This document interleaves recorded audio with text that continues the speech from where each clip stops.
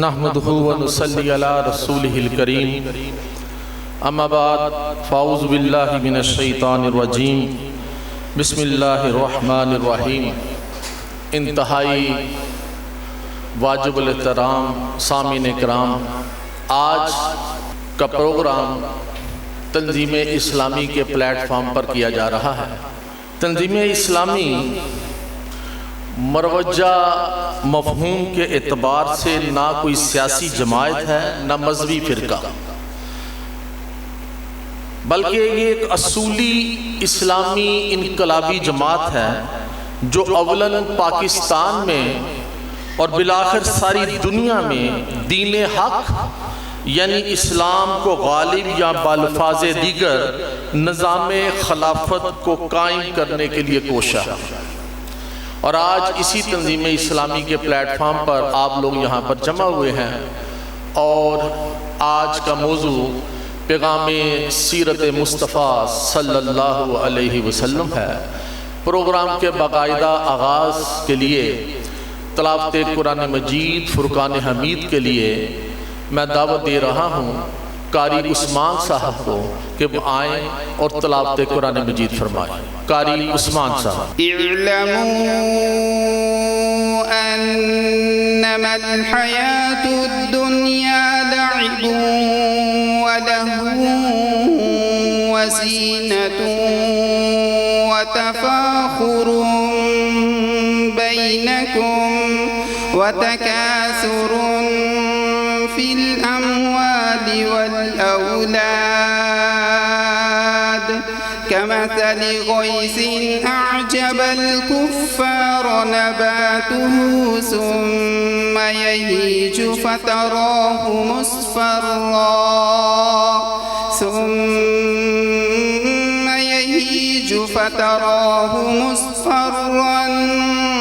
ثم يكون حطاما وفي الآخرة عذاب شديد ومغفرة من الله ورضوان وما الحياة الدنيا إلا متاع الغرور سابقوا إلى مغفرة من ربكم وجنة عرضها كعرض السماء والأرض أعدت للذين آمنوا بالله ورسله ذلك فضل الله يؤتيه من يشاء والله ذو الفضل العظيم ما أصاب من مصيبة في الأرض ولا في أنفسكم إلا في كتاب من قبل أن نبرأها إن ذلك على الله يسير لكي لا تأسوا على ما فاتكم ولا تفرحوا بما آتاكم والله لا يحب كل مختال فخور الذين يبخلون ويأمرون الناس بالبخل ومن يتول فإن الله هو الغني الحميد لقد أرسلنا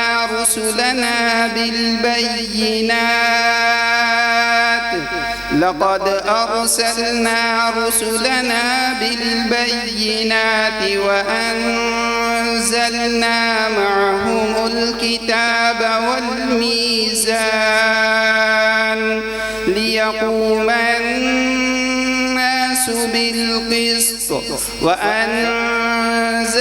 الحديد فيه بأس شديد ومنافع للناس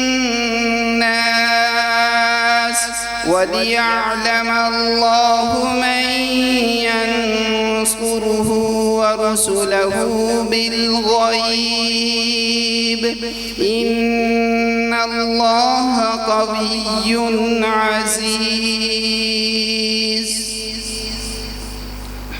میں پناہ مانگتا ہوں اللہ سے شیطان مردود کی، اللہ کے نام سے جو نہایت مہربان اور رحم کرنے والا ہے۔ خوب جان لو کہ یہ دنیا کی زندگی اس کے سوا کچھ نہیں کہ ایک کھیل اور دل لگی اور ظاہری زینت اور تمہارا آپس میں ایک دوسرے پر فخر جتانا اور مال و اولاد میں ایک دوسرے سے بڑھ جانے کی کوشش کرنا ہے۔ اس کی مثال ایسی ہے جیسے ایک بارش ہو گئی تو اس سے پیدا ہونے والی نباتات کو دیکھ کر کاشتکار خوش ہو گئے، پھر وہی کھیتی پک جاتی ہے اور تم دیکھتے ہو کہ وہ زرد ہو گئی، پھر وہ بس بن کر رہ جاتی ہے۔ اس کے برعکس آخرت وہ جگہ ہے جہاں سخت عذاب ہے اور اللہ جل جلالہ کی مغفرت اور اس کی خوشنودی ہے۔ دنیا کی زندگی ایک دھوکے کے سامان کے سوا کچھ نہیں۔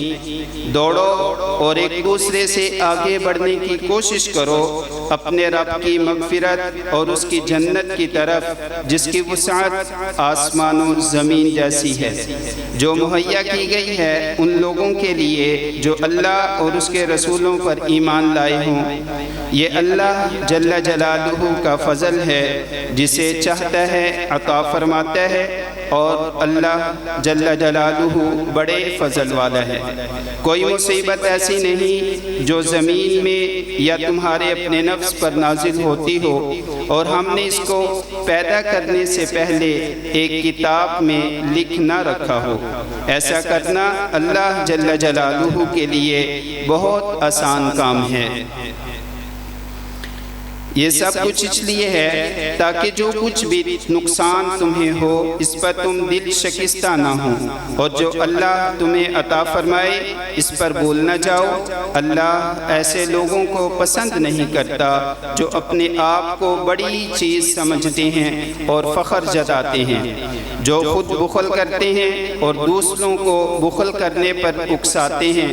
اب اگر کوئی روگردانی کرتا ہے تو اللہ ہی ہے جو سب سے بے نیاز ہے، بذات خود قابل تعریف ہے۔ ہم نے اپنے رسولوں کو صاف صاف نشانیوں اور ہدایات کے ساتھ بھیجا اور ان کے ساتھ کتاب اور میزان نازل کی تاکہ لوگ انصاف پر قائم ہوں، اور لوہا اتارا جس میں بڑا زور ہے اور لوگوں کے لیے منافع ہیں۔ یہ اس لیے کیا گیا ہے کہ اللہ کو معلوم ہو جائے کہ کون اس کو دیکھے بغیر اس کی اور اس کے رسولوں کی مدد کرتا ہے۔ یقیناً اللہ بڑی قوت والا اور زبردست ہے۔ صدق اللہ العظیم۔ ماشاءاللہ، سبحان اللہ۔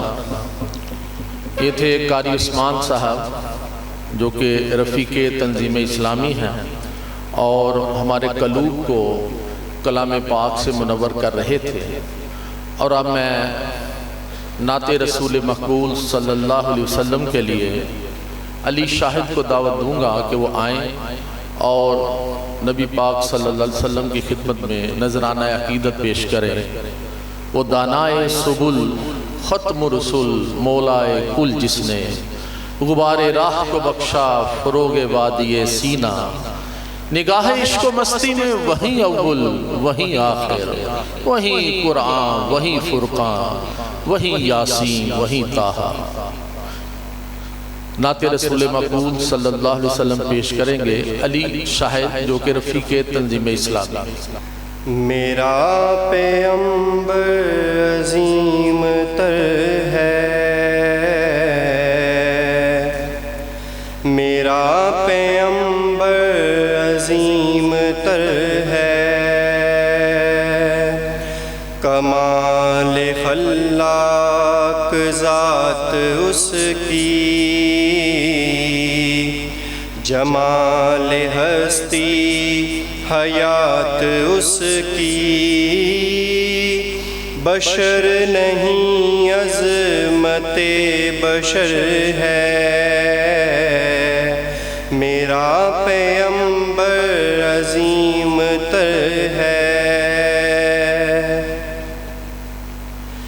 وہ شرح احکام حق تعالی، وہ خود ہی قانون خود حوالہ، وہ خود ہی قرآن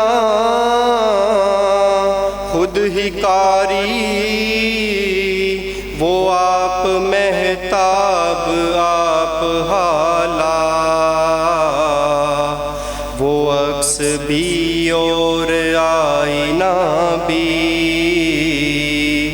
وہ نقطہ بھی خط بھی دائرہ بھی، وہ خود نظارہ ہے خود نظر ہے، میرا پیغمبر عظیم تر ہے۔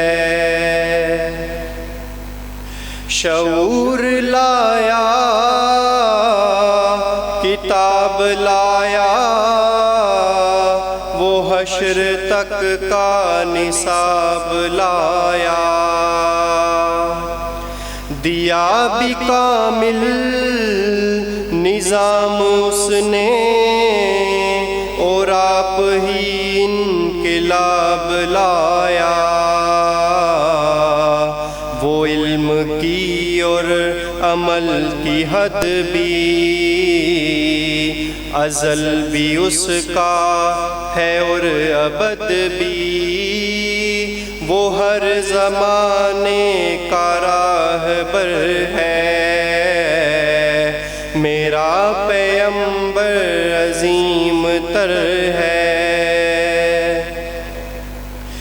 وہ آدم و نوح سے زیادہ بلند ہمت بلند ارادہ، وہ زہد عیسیٰ سے کوسوں آگے، جو سب کی منزل وہ اس کا جادہ،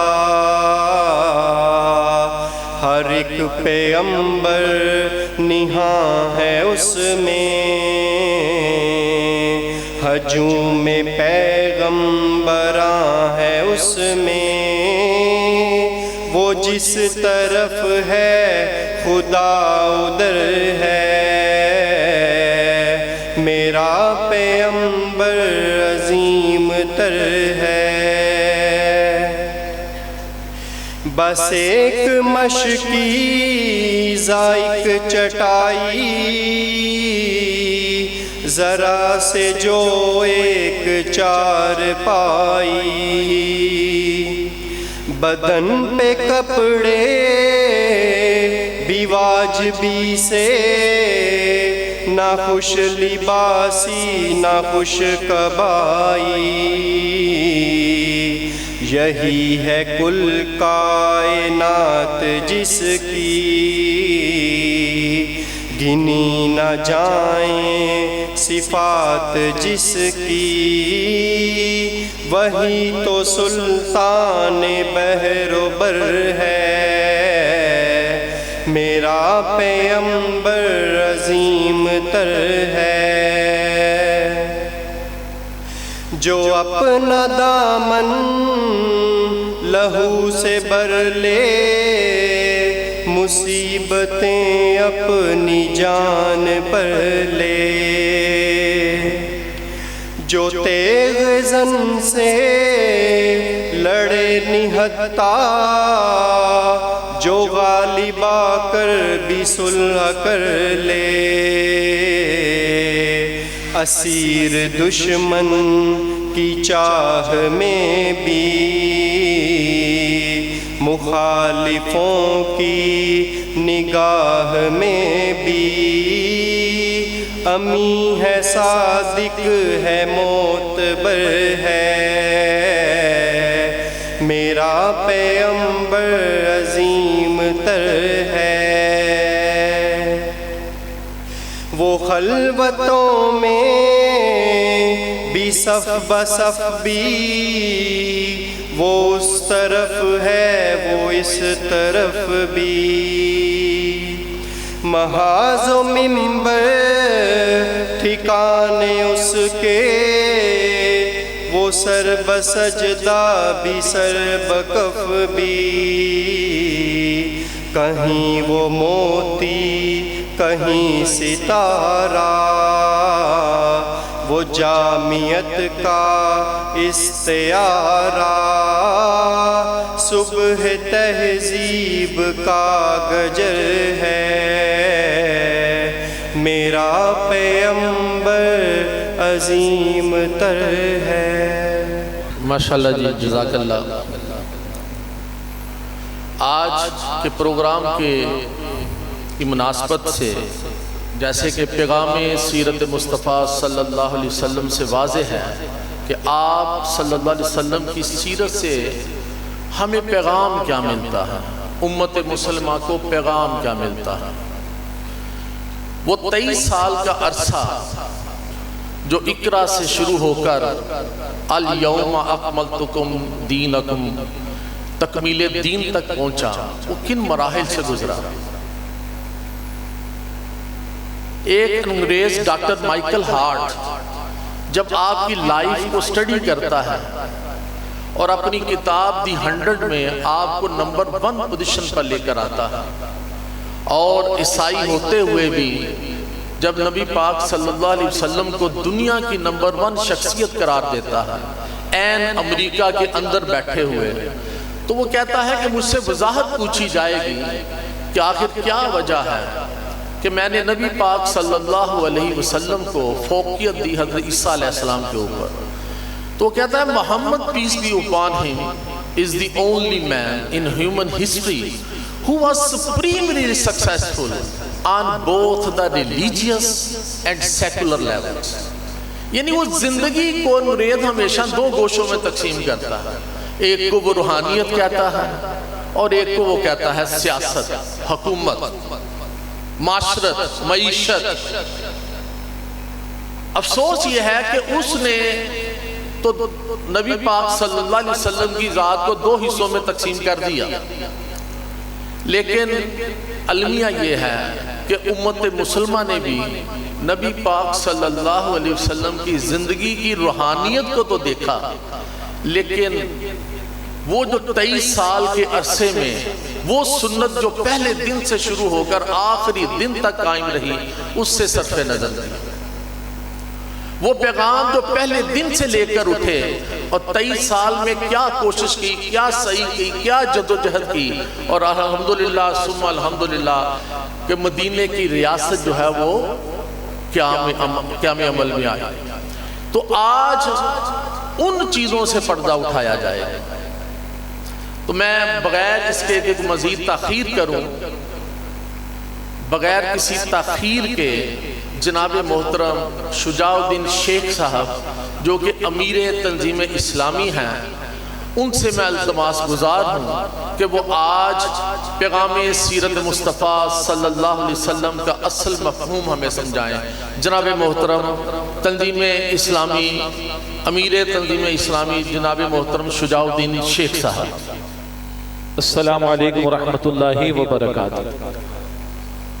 الحمد لله نحمده ونستعينه ونستغفره ونؤمن به ونتوكل عليه ونعوذ بالله من شرور أنفسنا ومن سيئات أعمالنا، من يهده الله فلا مضل له ومن يضلل فلا هادي له، وأشهد أن لا إله إلا الله وحده لا شريك له، وأشهد أن محمدا عبده ورسوله صلى الله عليه وعلى آله وأصحابه وبارك وسلم تسليما كثيرا۔ فإن خير الحديث كتاب الله وخير الهدي هدي محمد صلى الله عليه وسلم وشر الأمور محدثاتها وكل محدثة بدعة وكل بدعة ضلالة وكل ضلالة في النار أو كما قال رسول الله صلى الله عليه وآله وسلم. أما بعد، أعوذ بالله من الشيطان الرجيم. بسم الله الرحمن الرحيم. النبي أولى بالمؤمنين من أنفسهم. وقال الله تبارك وتعالى: لقد كان لكم في رسول الله أسوة حسنة لمن كان يرجو الله واليوم الآخر وذكر الله كثيرا. وقال الله تبارك وتعالى: هو الذي أرسل رسوله بالهدى ودين الحق ليظهره على الدين كله وكفى بالله شهيدا. صدق الله العظيم. وقال رسول الله صلى الله عليه وآله وسلم: من أحب سنتي فقد أحبني ومن أحبني كان معي في الجنة أو كما قال رسول الله صلى الله عليه وآله وسلم. رب اشرح لي صدري ويسر لي أمري واحلل عقدة من لساني يفقهوا قولي واجعل لي وزيرا من أهلي آمين يا رب العالمين. سب سے پہلے میں اللہ تعالیٰ کا شکر ادا کرتا ہوں کہ اس کی توفیق سے ہم یہاں جمع ہیں اور نبی مکرم صلی اللہ علیہ وسلم سے تعلق، ان سے نسبت اور ان کی سیرت مطہرہ کے حوالے سے جو رہنمائی ہمارے سامنے آنی چاہیے اس کے ذیل میں کچھ باتوں کی یاد دہانی کے لیے جمع ہوئے. اللہ تعالی ہم سب کا جمع ہونا قبول فرمائے اور اس محفل کو بامقصد بھی بنائے، بابرکت بھی بنائے اور عمل کے جذبے کے ساتھ میں اور آپ یہاں سے اٹھیں. اللہ تعالی ہم سب کو اس کی توفیق عطا فرمائے.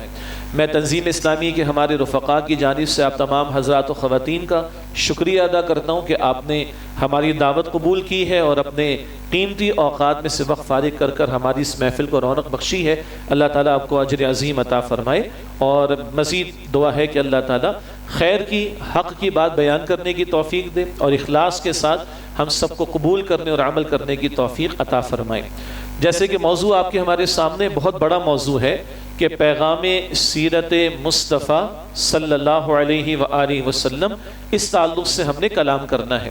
ماہ ربیع الاول ہے اور اپنے اپنے انداز سے مسلمان نبی اکرم صلی اللہ علیہ وسلم سے اپنی محبت، اپنی عقیدت کا اظہار کر رہے ہوتے ہیں اور بہرحال حضور سے محبت ہمارے ایمان کا حصہ ہے صلی اللہ علیہ وسلم. حضور کا ادب اور احترام ہمارے ایمان کا تقاضا ہے. حضور علیہ السلام پر ایمان کے بغیر تو بات ہی نہیں بنتی. ایک عیسائی اللہ کو مانے، عیسیٰ علیہ السلام کو مانے، لیکن محمد صلی اللہ علیہ وسلم کو نہ مانے تو وہ مسلمان نہیں ہو سکتا، نجات نہیں پا سکتا. تو ایمان بھی اور محبت بھی اور ادب اور احترام بھی حضور سے نسبت کا، حضور کو ماننے کا تقاضا. بالکل اسی طرح حضور علیہ السلام کی اطاعت کا پہلو، حضور علیہ السلام کی اتباع کا پہلو اور پھر حضور علیہ السلام کی نصرت کا پہلو. یہ ذکر آگے آئے گا انشاءاللہ کہ جس مشن کے لیے، جس مقصد کے لیے آپ کو بھیجا گیا، اس مقصد کی تکمیل اور اس کے تسلسل کے لیے اب امتیوں کے کاندھوں پر ذمہ داری ہے کہ وہ اپنا حصہ ڈالنے کی کوشش کریں. تو چند پہلو ہیں جن پر آج کے نشست میں ہم کلام کرتے ہوئے سیرت النبی صلی اللہ علیہ وسلم سے ایک عملی رہنمائی اور کرنے کے کام ہمارے لیے کیا بنتے ہیں اس پر انشاءاللہ توجہ کریں گے. جہاں تک محبت کا تعلق ہے، قرآن حکیم اس انداز سے بھی ذکر فرماتا ہے سورہ احزاب کی آیت نمبر 6 میں کہ النبی اولیٰ بالمؤمنین من انفسہم وازواج امہاتہم. نبی صلی اللہ علیہ وسلم ایمان والوں کے نزدیک ان کی جانوں سے بڑھ کر مقدم ہیں، عزیز ہیں، محترم ہیں اور نبی علیہ السلام کی ازواج مطہرات جو ہیں وہ امت کی مائیں ہیں. تو ہماری جان سے بڑھ کر حضور سے محبت ہو، یہ ایمان کا تقاضا ہے. معروف حدیث بخاری شریف میں اللہ کے پیغمبر علیہ السلام فرماتے تم مومن نہیں ہو سکتے جب تک کہ میں تمہارے نزدیک تمہارے والد اور تمہاری اولاد اور سارے انسانوں سے بڑھ کر محبوب نہ ہو جاؤں. اور دوسری معروف حدیث ہے سیدنا عمر رضی اللہ تعالیٰ عنہ کا قصہ کہ جب حضور علیہ السلام نے فرمایا کہ تم مجھ سے کتنی محبت کرتے ہو، تو صاف صاف بات بیان کر دی کہ یا رسول اللہ علیہ السلام میری جان کے سوا ہر بات سے بڑھ کر، ہر شے سے بڑھ کر آپ سے محبت ہے. تو حضور فرماتے ابھی تمہارا ایمان مکمل نہیں ہوا. پھر اپنا جائزہ لیا ہے اور شعوری طور پر عرض کی کہ یا رسول اللہ علیہ السلام مجھے میری جان سے بڑھ کر آپ سے محبت ہے، اب مجھے میری جان سے بڑھ کر بھی آپ سے محبت ہے. تب حضور نے فرمایا کہ الآن اب تمہارا ایمان مکمل ہوا ہے. یہ ہے اصولی طور پر جو محبت کا تقاضا ہے. بات تو بہت بڑی ہے لیکن کیا کریں، معیار یہی ہے. اللہ ہمیں اس کی توفیق عطا فرمائے. ایک جگہ قرآن بڑے عجیب انداز سے اس محبت کے تقاضوں کے ذیل میں توجہ دلاتا ہے. سورہ توبہ کی آیت نمبر 24 ہے. 8 محبتیں اللہ تعالیٰ ایک طرف بیان فرماتا ہے اور اس کے مقابلے میں 3 محبتیں. قل ان کان آباؤکم وابناؤکم وازواجکم واخوانکم وازواجکم وعشیرتکم واموال اقترفتموها وتجارۃ تخشون کسادها ومساکن ترضونها. اے نبی علیہ السلام سے فرمائیے، سورہ توبہ کی آیت نمبر 24 ہے، اگر تمہیں تمہارے باپ اور بیٹے اور بھائی اور بیویاں اور رشتہ دار، 5 رشتے ہو گئے، اور وہ مال جو بڑی محنت سے کمائے، مفت میں نہیں ملا، جان کھپا کر کمایا، وہ تجارت جس کے نقصان کا اندیشہ رہتا ہے، چلتا ہوا بزنس، اور وہ مکانات و محلات جو تمہیں بڑے محبوب ہیں، سامان 100 برس کا لگاتا ہے انسان لیکن پل کی خبر بھی نہیں ہوتی. تو 5 رشتے اور مال، تجارت، مکانات و محلات، ان 8 کے مقابلے فرمایا احب الیکم من اللہ ورسولہ وجہاد فی سبیلہ. اگر یہ 8 یا کوئی ایک محبت تمہیں زیادہ محبوب تر ہے اللہ کی محبت سے، اللہ کے رسول علیہ السلام کی محبت سے اور اللہ کی راہ میں جہاد کی محبت سے، فتربصوا، تو جاؤ انتظار کرو. بڑا زوردار ڈرا دینے کا انداز ہے. جاؤ انتظار کرو حتی یاتی اللہ بامری، یہاں تک کہ اللہ اپنا فیصلہ لے آئے. فرد کی موت بھی ہو سکتی ہے، کسی گروہ کے لیے ہلاکت کا فیصلہ بھی. واللہ لا یہدی القوم الفاسقین، اور اللہ ایسے فاسقوں کو ہدایت نہیں دیتا. کون؟ اپنے باطن میں ایک ترازو ہم لگائیں جس کے 2 پلڑے ہوں، 8 محبت ایک پلڑے میں اور 3 دوسرے پلڑے میں، اور دیکھ لیں کون سا پلڑا بھاری ہے، تو اس سے پتہ چل جائے گا ہم کہاں کھڑے ہیں. اللہ اس دوسرے پلڑے والی 3 محبتوں کو بھاری رکھنے کی توفیق عطا فرمائے. بقیہ محبت اپنی جگہ، لیکن بالاتر محبت اللہ، اللہ کے رسول علیہ السلام اور اللہ کی راہ میں جہاد کی محبت. ایک اور نقطہ، اللہ کی محبت کسی کے ماتھے پر لکھی نہیں ہوگی، کسی کے گلے میں میڈل نہیں ہوگا، کوئی کارڈ نہیں لکھا ہوگا. رسول اللہ علیہ السلام کی محبت ماتھے پہ کچھ لکھا نہیں ہوگا، گلے میں کوئی میڈل نہیں ہوگا، کوئی پلاسٹک کوٹنگ والا کارڈ تو نہیں ہوگا. تو یہ اللہ اور اس کے رسول علیہ السلام کی محبت اصولی بھی ہے، قلبی بھی ہے. اظہار ہوگا جہاد کے عمل سے، اور جہاد ایک وسیع تر مفہوم ہے، میں ایک اصطلاح ہے. اللہ کا بندہ بننے کے لیے کوشش، محنت، جہاد.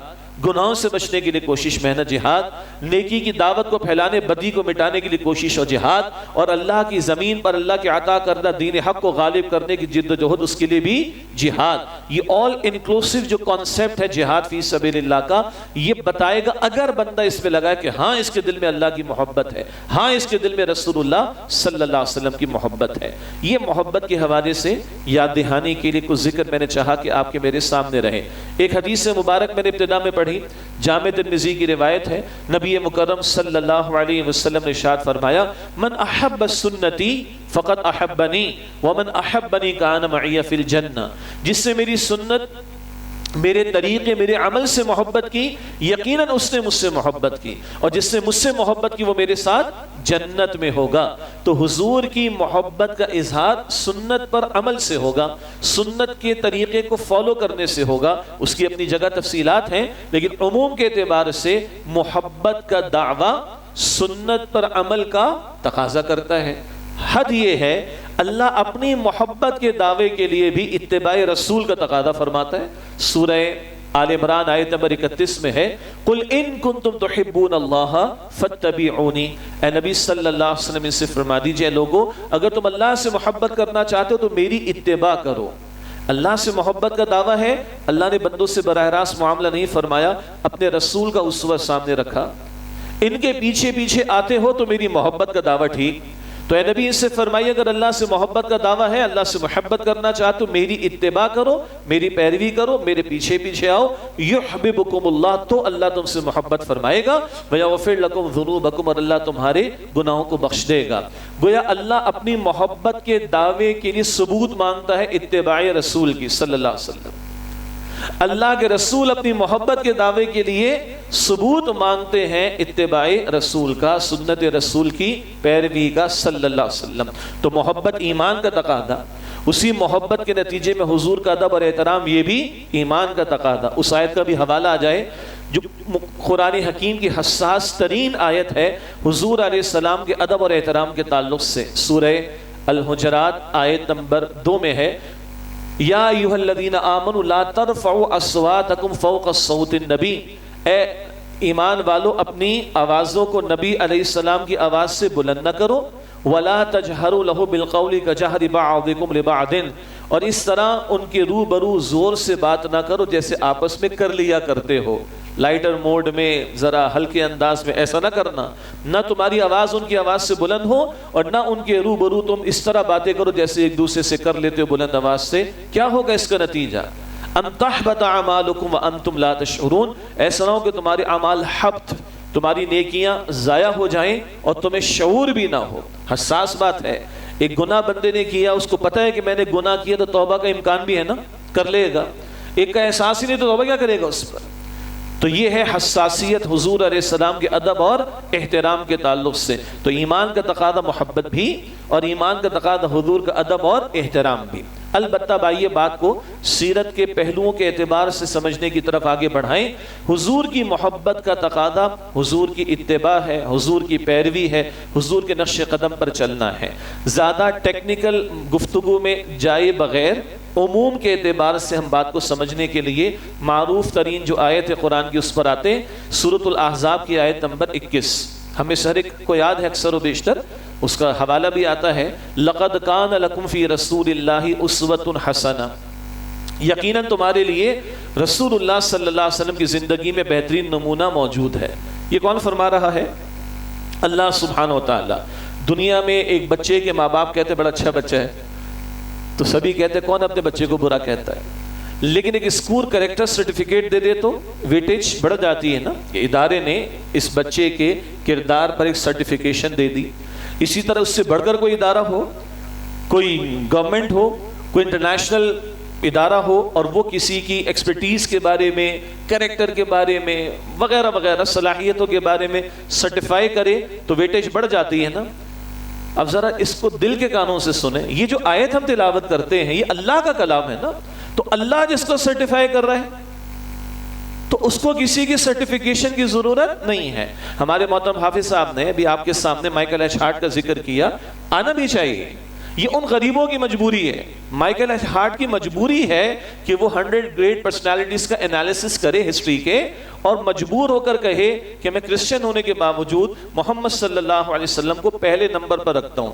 محمد صلی اللہ علیہ وسلم کو کوئی ضرورت نہیں ہے کہ مائیکل ایچ ہارٹ کہے یا لیمرٹائن کہے یا نیٹشے کہے یا نیپولین کہے یا فلاں کہے، ان بیچاروں کی مجبوری ہے کہ رسول نہ ماننے کے باوجود بھی ان بیچاروں کو ماننا پڑا ہے، ان بیچاروں کی مجبوری ہے۔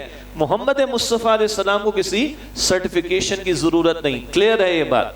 تو اللہ نے اس کے بارے میں فرما دے تو اب کیا چاہیے آپ کو؟ وَإِنَّكَ لَعَلَىٰ خلق عظیم، حضور کے بارے میں لَقَدْ كَانَ لَكُمْ فِي رَسُولِ اللَّهِ أُسْوَةٌ حَسَنَةٌ، قرآن یہ بھی فرماتا ہے، حضور جو فرماتے ہیں وہ بھی اللہ کی وحی کے مطابق۔ سورہ نجم کی آیت نمبر 3 اور 4 ہے، مَا يَنْتِقُ عَنِ الْهَوَىٰ إِنْ هُوَ إِلَّا وَحْيٌ يُوحَىٰ، نبی علیہ السلام اپنی خواہش سے کچھ ارشاد نہیں فرماتے، جو کچھ ارشاد فرماتے وہ اللہ تعالیٰ کی وحی کے مطابق ہے۔ اور 3 مرتبہ حضور سے کہلوایا گیا ہے صلی اللہ علیہ وسلم، سورہ اعراف کے آخر میں بھی ہے، ان اتبع الا ما یوحى الی، میں اسی بات کی پیروی کرتا ہوں جو مجھ پر وحی کی جاتی ہے۔ واحد ذات جو ڈیوائنلی 100% سرٹیفائیڈ ہے کہ جو فرمایا وہ اللہ کی وحی کے مطابق، جو کر کے دکھایا وہ اللہ کی وحی کے مطابق، وہ محمد مصطفیٰ کی ہے صلی اللہ علیہ وسلم ذات، جن کو اللہ رکھتا ہے نمونے کے طور پر ہمارے سامنے۔ اللہ فرماتے ہیں مجھ کو پانا چاہتے ہو، مجھے راضی کرنا چاہتے ہو، ان کے پیچھے آ جاؤ۔ تو یہ معروف آیت ہے، لَقَدْ كَانَ لَكُمْ فِي رَسُولِ اللَّهِ أُسْوَةٌ حَسَنَةٌ۔ البتہ اس کا اگلا حصہ، لِمَنْ كَانَ يَرْجُو اللَّهَ وَالْيَوْمَ الْآخِرَ، اس کے لیے جو اللہ اور آخرت کے دن کی امید رکھتا ہو، وَذَكَرَ اللَّهَ كَثِيرًا، اور کثرت سے اللہ تعالیٰ کا ذکر کرتا ہو۔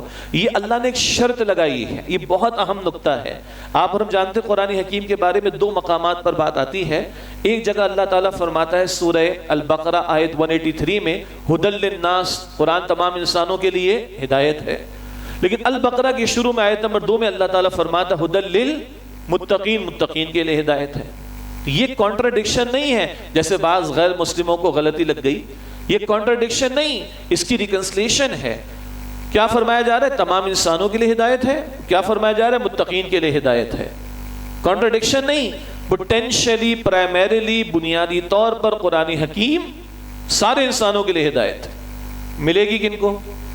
جن میں تقویٰ ہوگا، خوف خدا ہوگا، کل کی جواب دہی کا احساس ہوگا، زندگی کا ایک وسیع تر پرسپیکٹو اور کانسیپٹ ان کے سامنے ہوگا، ایک الٹیمیٹ ڈیسٹینیشن آخرت کا جن کے سامنے ہوگا، جن کے دل میں یہ احساس ہے کل کی جواب دہی کا، ان کو فائدہ ہوگا.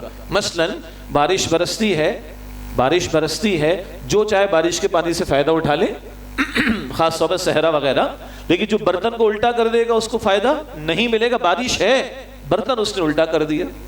صحیح، ہدایت موجود ہے، قرآن ہدایت ہے، مگر ابو لہب جیسا بندہ اپنے دل کے سوئچ کو آف کر دے تو قرآن سنایا جائے اور صاحب قرآن سنائے مگر دل کا سوئچ آف ہے، فائدہ نہیں ملے گا. کلیئر؟ اب یہ آیت سنیں، سورہ احزاب کی آیت نمبر 21، لَقَدْ كَانَ لَكُمْ فِي رَسُولِ اللَّهِ أُسْوَةٌ حَسَنَةٌ، یقیناً تمہارے لیے رسول اللہ صلی اللہ علیہ وسلم کی زندگی میں بہترین نمونہ موجود ہے. لمن، کس کے لیے؟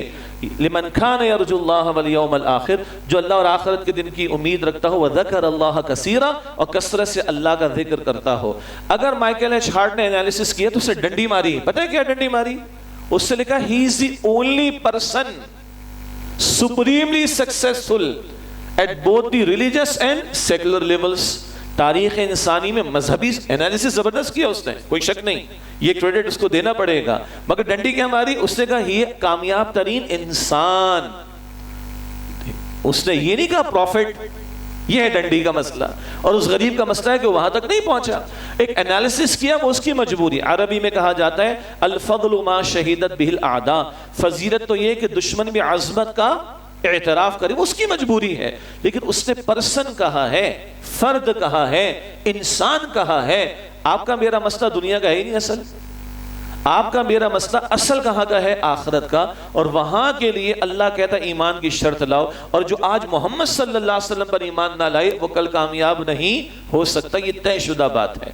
تو یہ ہمارے پیش نظر بھی رہے. اگر کل کی جواب دہی کا احساس نہیں، اللہ کے سامنے حاضر ہونے کا احساس نہیں، بلکہ اگر میں آپ سے عرض کروں اس وقت ہماری گھڑی میں 8:55 ہو رہے ہیں رات کے. ابھی اگر موت کا فرشتہ آ جائے میں اور آپ مرنے کو تیار ہیں؟ کتنا بھاری سوال ہے. ہمارے معاملات سیٹ ہیں اور سیٹلڈ ہیں اللہ کے ساتھ، بندوں کے ساتھ، مال کا لین دین، قرض کا لین دین، حقوق العباد، سیٹ ہیں معاملات، مرنے کو تیار ہے. یہ ایک بہت بڑا سوالیہ نشان. تو پھر کیا ہے جناب؟ پھر یہ کہ حضور کا ذکر بھی ہوگا صلی اللہ علیہ وسلم، اجر و ثواب کی نیت سے بھی ہوگا صلی اللہ علیہ وسلم. کچھ علم میں بھی اضافہ ہو جائے گا، کچھ نالج بھی گین ہو جائے گی، کچھ انالیسس بھی ہو جائیں گے. لیکن اگر کل کا احساس نہیں تو عملاً فائدہ شاید نہ پہنچے. یہ ہے سب سے بڑا مسئلہ اور یہ مجھے اور آپ کو دیکھنا ہے. تو اللہ فرما رہے کس کے لیے بہترین نمونہ ہے؟ جو اللہ اور آخرت کے دن پر ایمان رکھتا ہو اور کثرت سے اللہ تعالیٰ کا ذکر کرتا ہو، جسے یاد ہے مرنا اور اللہ کے سامنے پیش ہونا ہے، جسے یاد ہے کہ مالکی یوم الدین، جسے یاد ہے کہ دنیا عارضی اور آخرت دائمی اور ہمیشہ کے لیے ہے. جو اس کو سامنے رکھے گا اس کو واقعتاً اس اسوہ حسنہ سے فائدہ ملے گا. ایک بات. اگلی بات اس آیت کے ذیل میں ایک عموم کا حوالہ دیا جا سکتا ہے اس آیت کریمہ کے حوالے سے. ایک عموم کا حوالہ دیا جا سکتا ہے اس آیت کریمہ کے حوالے سے، اور وہ کیا ہے؟ اور وہ یہ ہے کہ زندگی کی تمام گوشوں کے لیے حضور کا اسوہ کامل ہے، بہترین ہے. ہم سب مختلف پوزیشنز پر ہیں، رولز میں ہیں، ذمہ داریوں پر ہیں. حضرات کی بات کر رہا ہوں، کوئی باپ ہے، کوئی شوہر ہے، کوئی دوست ہے، کوئی پڑوسی ہے، کوئی رشتہ دار ہے، کوئی معلم ہے، کوئی تاجر ہے، گنتے چلے جائیے.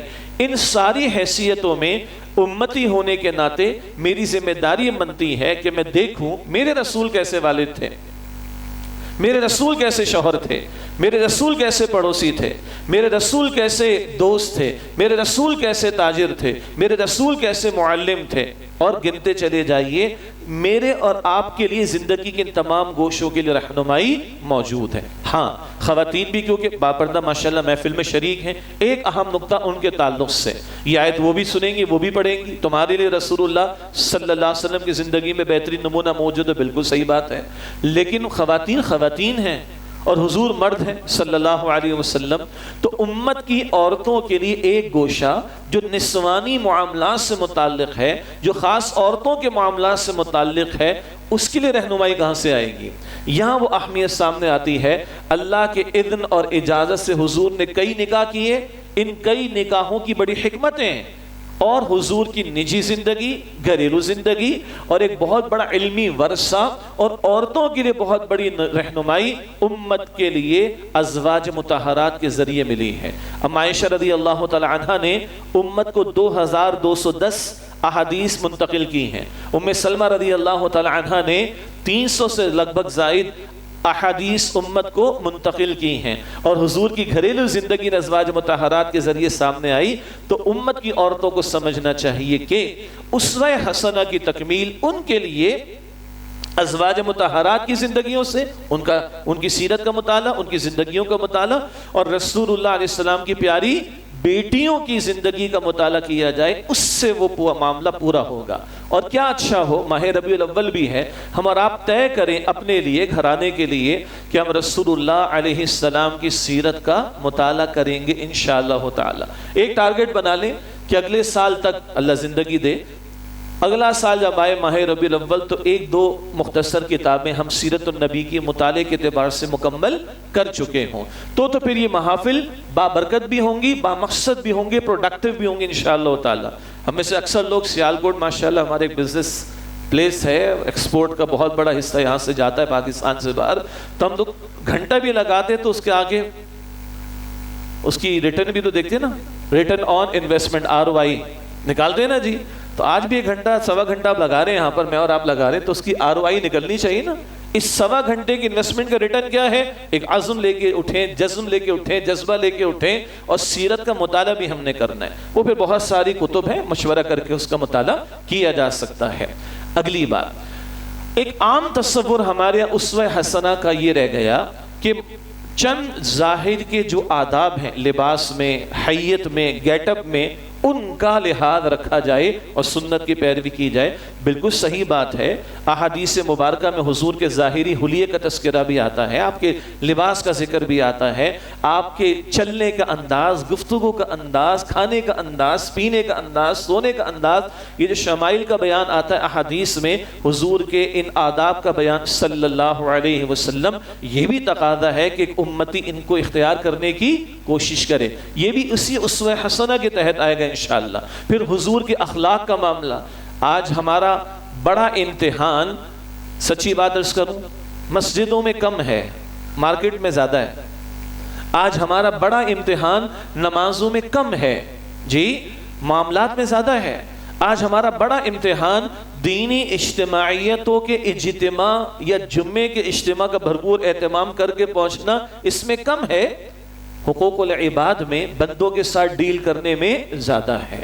حدیث مبارک میں آتا ہے نا، جب بھی بات کرے گا جھوٹ بولے گا، جب بھی وعدہ کرے گا وعدہ توڑے گا، جب بھی امانت رکھوائی جائے گی خیانت کرے گا، جب بھی جھگڑا ہوگا تو گالی دے گا۔ یہ کون ہے؟ پکا منافق، جس میں چاروں ہے وہ پکا ہے، جس میں جتنی صفات وہ اتنا % منافق ہوگا۔ یہ اللہ کے رسول فرما رہے علیہ السلام۔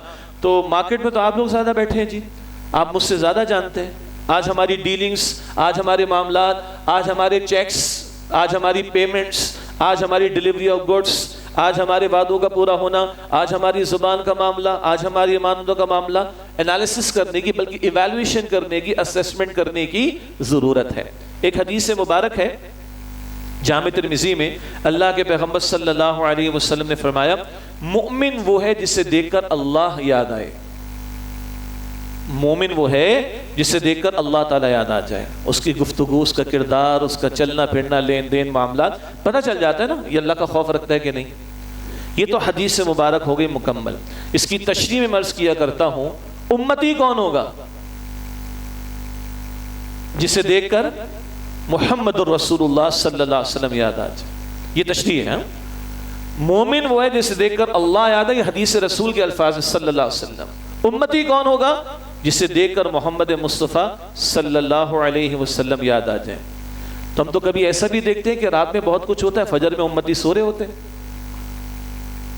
ایسے کیا نوافل، سیدنا عمر نے ایک شخص کو دیکھا فجر میں نہیں آتا، نوجوان تھا، بھئی کدھر؟ میں نوافل میں لگا ہوتا ہوں رات کو۔ کہ فرض پہلے بھائی، اور حضرت عمر کا تو کوڑا بڑا مشہور آپ کو پتہ ہی ہے نا، سختی کی اس کے اوپر، فرض پہلے۔ تو امتی فجر میں گول ہو جاتے، امتی فلاں فلاں مواقع پر آتے ہیں۔ میں کوئی اختلافی اور فرقہ واریت والی بحث نہیں کرتا اور کوشش بھی نہیں کرتے، ہم اشارہ کر رہا ہوں، فلاں فلاں فلاں جگہ امتی نظر آ رہے، نماز میں گول ہو گیا، فلاں فلاں فلاں جگہ نظر آ رہے لیکن حرام کی کمائی بھی میں مبتلا ہے، یہ کیا بات ہو رہی؟ تو شمائل کے ہم بھی قائل ہیں، حضور کے ظاہری آداب جو لباس اور دیگر ظاہری معاملات سے متعلق ہم بھی قائل ہیں، اہتمام ہونا چاہیے، مگر اس سے بڑا پرسپیکٹو ہے، اس سے بڑا ایک پورا دائرہ کار ہے جہاں حضور کے اخلاق، حضور کے معاملات، حقوق العباد کے لیے حضور کی تعلیم، گھریلو زندگی کے لیے حضور کی تعلیم۔ اللہ کے پیغمبر علیہ السلام فرماتے ہیں خیرکم خیرکم لأہلہ وانا خیرکم لأہلی، تم میں سے بہترین وہ جو اپنے گھر والوں کے لیے بہترین ہوں، اور میں سے بڑھ کر اپنے گھر والوں کے لیے بہترین۔ اندازہ کر لیں آج ہمارے گھروں سے کیا گواہی آتی؟ اب عائشہ کی گواہی تو تھی کان خلقہ القرآن، حضور کے اخلاق کیا ہیں؟ قرآن۔ چلتا پھرتا قرآن دیکھنا، حضور کی ذات میں دیکھ لو صلی اللہ علیہ وآلہ وسلم۔ آج ہمارے بارے میں کیا گواہی آئے گی؟ ذرا انالیسس کر لیجئے گا۔ تو یہ آیت کریمہ عموم کے اعتبار سے بھی ہے، لقد کان لکم فی رسول اللہ اسوۃ حسنہ، یقیناً تمہارے لیے رسول اللہ صلی اللہ علیہ وسلم کی زندگی میں بہترین نمونہ موجود ہے، اور امتی سے تقاضا ہے کہ اس اسوہ حسنہ کی وہ حتی الامکان پیروی کی کوشش کرے، اور اس کے شب و روز میں حضور کا اسوہ کسی درجے میں جھلکتا ہوا اس کی ریفلیکشن نظر آ رہی ہو۔ اب ایک اور بات کی طرف آپ کی توجہ میں چاہوں گا، اور وہ یہ ہے کہ یہ سورۃ الاحزاب کی آیت نمبر 21 کس کانٹیکسٹ میں آ رہی ہے؟ سورۃ الاحزاب، سورت کا نام احزاب، غزوہ کون سے ذہن میں آتا ہے؟ غزوہ احزاب، غزوہ خندق میں جسے کہا جاتا ہے، بیٹل آف ٹرنچز جسے انگلش میں کہا جاتا ہے، اور غزوہ احزاب کے موقع پر خندقیں کھودی گئی ہیں، 2500 مسلمانوں کی تعداد مدینہ شریف میں، اور یہود کی سازشوں کے نتیجے میں 10 سے 12,000 کا پورا عرب کا لشکر تیار ہوا ہے، اور اس لشکر نے مسلمانوں کی اس اجتماعیت کو ختم کرنے کا ناپاک ارادہ کیا ہے۔ حضور علیہ السلام نے مشورہ کیا ہے، اور حضرت سلمان فارسی رضی اللہ تعالیٰ عنہ کے مشورے کو قبول فرما کر خندقیں کھودی گئی ہیں۔ وَزُلْزِلُوا زِلْزَالًا شَدِيدًا، قرآن حکیم بتاتا ہے بڑے زوردار انداز سے ایمان والوں کی بھرپور آزمائش کا اور امتحان کا معاملہ ہوا۔ یہاں صحابہ بھی بھوک برداشت کر رہے ہیں، یہاں صحابہ اکیلے بھوک برداشت نہیں کر رہے، ایک صحابی آتے ہیں عرض کرتے ہیں یا رسول اللہ صلی اللہ علیہ وسلم بھوک بڑی شدید ہے، اس کو دبانے کے لیے یا برداشت کرنے کے لیے میں نے پیٹ پر پتھر باندھا۔ تو اللہ کے نبی علیہ السلام اپنی مبارک قمیص کو ہٹا کر دکھاتے ہیں، بولتے نہیں ہیں، فرماتے نہیں ہیں یہ دیکھو یہاں 2 ہیں، میں تم سے پیچھے نہیں۔ خندقیں کھودی جا رہی ہیں تو حضور کہیں بیٹھے نہیں، یہ تو آج ہمارے لیڈروں کا اور پولیٹیشنز کا طریقہ کار ہوتا ہے نا، بڑی سی LCDs لگا کر وہ ٹھنڈے کمرے میں دیکھ رہے ہوتے ہیں کہ پیچھے کارکن کس طرح کی قربانیاں دے رہے ہیں، یہ وہ بلیک شیشے والی ٹھنڈی گاڑی آتی ہے اور کارکن سڑکوں پر وہ اندر ہوتے ہیں، اور اب تو کنٹینر بھی آپ حضرات مجھ سے زیادہ واقف ہیں، اور کنٹینرز کے اندر کا انوائرمنٹ کیا ہوتا ہے، وہاں سے بیٹھ کے باہر کی لائیو ٹیلی کاسٹ دیکھی جا رہی ہوتی ہے۔ مگر امام الانبیاء محمد رسول اللہ صلی اللہ علیہ وسلم کا معاملہ یہ نہیں ہے، اللہ کے پیغمبر علیہ السلام خود خندق کے کھودنے کے عمل میں مصروف ہیں، اتنا کہ صحابہ عرض کرتے ہیں یا رسول اللہ یہ چٹان نہیں ٹوٹتی صلی اللہ علیہ وسلم۔ حضور اللہ کا نام لے کر اللہ اکبر کہتے ہیں اور ایک کدال مارتے ہیں، پاش پاش دوسری، پاش پاش اور تیسری، پاش پاش ہو جاتی ہے۔ مجھے کسرا مل گیا ایران، مجھے روم مل گیا، مجھے شام مل گیا۔ یہ اس وقت سارا عرب امڑ آیا ہے اور زبان رسالت سے یہ بشارتیں جاری ہو رہی ہیں اور کچھ ہی عرصے میں فتوحات ملیں، مگر یہ خندقوں کے کھودنے کے عمل میں، یہ مشقتوں کے جھیلنے کے عمل میں، یہ بھوک کو برداشت کرنے کے عمل میں رسول اللہ خود موجود اور پیش ہیں۔ اور یہ سورہ احزاب کے 2 رکوع ہیں، رکوع نمبر 2 اور رکوع نمبر 3، ان 2 رکوعوں میں غزوہ احزاب پر تبصرہ آیا ہے، اور اس کے بالکل درمیان میں آیت ہے بہت توجہ فرمائیے گا، ریفرنس ٹو دا کانٹیکسٹ بھی کوئی شے ہے کہ نہیں، سیاق و سباق بھی کوئی شے ہے کہ نہیں. اس آیت سے قبل کیا ہے؟ احزاب کا بیان. اس آیت کے بعد کیا ہے؟ احزاب کا بیان. تو جوڑے نا احزاب سے. یہ احزاب کا موقع کیا ہے؟ احزاب کے موقع پر خوشبو کی سنت، مسواک کی سنت تو ایک طرف، اور آج کل زیادہ معروف ہے میٹھے کی سنت ہمارے ہاں. ہاں جی، فاقوں کی سنت یاد نہیں، میٹھے کی سنت یاد ہے. میٹھا کھانے کھا لیجئے، ان سب کو ایک طرف رکھیں. 4 نمازیں قضا ہوئی ہیں. کتنی؟ اور حضور کے کیا الفاظ ہیں؟ عام طور پر نہیں، اے اللہ ان کے گھروں کو آگ سے بھر دے، اے اللہ ان کی قبروں کو آگ سے بھر دے. انہوں نے ہماری نماز ضائع کرا دی، قضا کروا دی. یہ 4 نمازیں قضا ہو رہی ہیں، اور اس جد و جہد کے دوران خندقیں کھودی جا رہی ہیں. یہ کیوں جد و جہد ہوئی ہے؟ یہ میدان کیوں سجا ہے؟ یہ احزاب کا موقع کیوں آیا ہے؟ اس سے پہلے بدر کا میدان کیوں سجا؟ اس سے پہلے احد کا میدان کیوں سجا؟ اس حوالے سے امت آج بہت دور ہو گئی ہے. چند اعمال، چند ظاہر کے اعمال، انہی میں اب ایکسل کرنے کا تصور بڑھتا چلا جا رہا ہے. خوشبو ہے تو لاکھوں کی بھی لگ رہی ہے، سنت پوری ہو رہی. امامہ شریف ہزاروں کا برانڈڈ آ رہا ہے، سنت پوری ہو رہی. ہم قائل ہیں ان چیزوں کے، نفی نہیں، مگر اسی پر فوکس ہو، اسی میں ایکسل.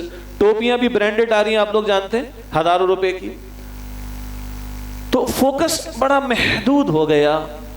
تو بھائی یہ تو دیکھیں، آیت آئی احزاب کے تعلق سے، تبصرہ غزوہ احزاب پر آ رہا ہے. تو غزوہ احزاب کا موقع کیوں آیا؟ 83 غزوات اور سرایا. غزوہ وہ مہم جس میں حضور موجود اور لیڈ کر رہے ہیں صلی اللہ علیہ وسلم، اور سریہ اس کی جمع سرایا. یہ وہ ایکسپیڈیشن یا مہم جس میں حضور علیہ السلام کسی صحابی کو امیر یا ذمہ دار بنا کر بھیجتے ہیں. 83 غزوات اور سرایا حضور کے دور میں صلی اللہ علیہ وسلم. تلوار بھی اٹھی ہے، 259 صحابہ نے جانیں دی، سینکڑوں کافر قتل کیے گئے. طائف کی گلیوں میں اس کائنات کا مبارک ترین خون محمد مصطفیٰ علیہ السلام کا بہا ہے نا. احد کے میدان میں اس کائنات کا مبارک ترین خون محمد مصطفیٰ علیہ السلام کا بہا ہے نا. اور توجہ کیجئے گا، اللہ نے بہنے دیا ہے.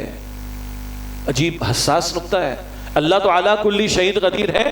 ان سارے کافروں کو موت دینے پر قادر، دے دیتا، ہاتھ شل کر دیتا، آنکھیں چھین لیتا، بینائی لے لیتا. نہیں، ہونے دیا ہے. کیوں؟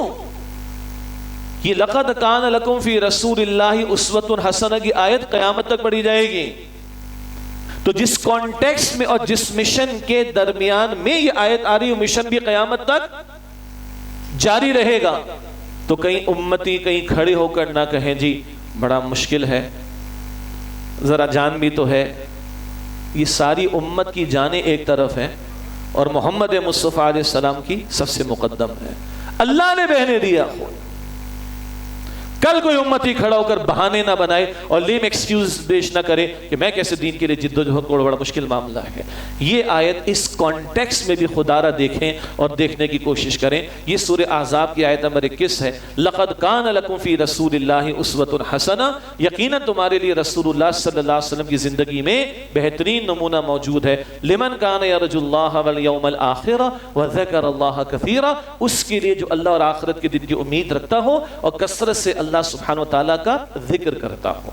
اس کے بعد اگلا جو نقطہ آپ کے سامنے رکھنا ہے وہ آیت کریمہ جس کی میں نے تلاوت کی تھی، جو 3 مرتبہ نبی اکرم صلی اللہ علیہ وسلم کا مشن قرآن پاک میں بیان ہوا.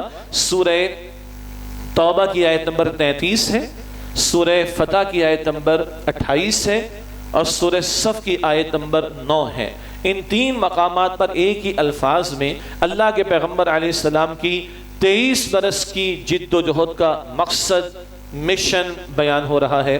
هو الذی ارسل رسولہ بالہدی ودین الحق لیظہرہ علی الدین کلہ. اللہ جس سے اپنے رسول مکرم کو بھیجا صلی اللہ علیہ وسلم، الہدی مکمل ہدایت نامہ قرآن حکیم دے کر، ودین حق دین اسلام دے کر، مکمل ضابطہ حیات، کمپلیٹ کوڈ آف لائف، وہ اسلام جو زندگی کے انفرادی اور اجتماعی تمام گوشوں کے لیے رہنمائی دیتا ہے. بدقسمت یہ کہ کبھی وہ جمعے کی 2 رکعت تک محدود ہو گیا، کچھ لوگوں کے نزدیک رمضان شریف تک سیزنل اسلام محدود ہو گیا، کچھ اور دنوں تک محدود کیے بیٹھے. اور کچھ پنج وقتہ نماز پر مطمئن ہیں، اور حالت یہ ہے کہ خاصان رسول وقت دعا ہے، امت پہ تیری آ کے عجب وقت پڑا ہے، وہ دین جو بڑی شان سے نکلا تھا وطن سے، پردیس میں وہ آج غریب الغربا ہے۔ آج حالت کیا ہے؟ اللہ کا دین کوئی ایک خطہ دنیا کے سامنے پیش کرنے کی پوزیشن میں نہیں ہے کہ آؤ دیکھو یہ اللہ سبحانہ و تعالیٰ کا دین ہے، اور یہ اللہ تعالیٰ کے احکامات ہیں، یہ ان کی عملی شکل ہے، اور یہ اس کی برکات ہیں۔ مشن کیا تھا؟ الہدا، قرآن عطا ہو رہا ہے، دین حق، دین اسلام عطا ہو رہا ہے۔ کیوں؟ صرف تلاوت کے لیے نہیں، پڑھ کر سنا دینے کے لیے نہیں، چھاپ دینے کے لیے نہیں، آج کی اصطلاح میں کہوں کورسز کرا دیا جانا، چند سالوں تک پڑھا دیا جانا، یہ سب ہونا چاہیے۔ قرآن کا پڑھایا جانا، دینی علوم کا پڑھایا جانا، ان کا شائع کیا جانا، ان کا پرووائڈ کیا جانا، ان کا اپلوڈ کیا جانا، ان کے کورسز کرایا جانا، ان کو 8 سال یا 10 سال پڑھایا جانا، بالکل سب درست ہے اور ضروری ہے، مگر فقط یہی نہیں۔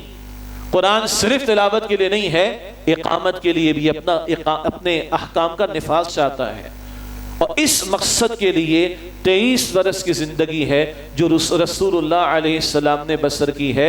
جہاں طائف کا حوالہ میں دے چکا ہوں، جہاں ہجرت کی رات ہم روتی آنکھوں سے بیت اللہ جانے کے لیے تڑپتے ہیں نا، ابھی چلو ذرا وہاں بھی دروازے کھل گئے، کچھ اور ہلکا پھلکا معاملہ ہو جائے گا، یعنی ریسٹرکشنز ہٹ جائیں گی تو روتے ہوئے پہنچیں گے بیت اللہ، الہی تیری چوکٹ پہ بھکاری بن کر آیا ہوں۔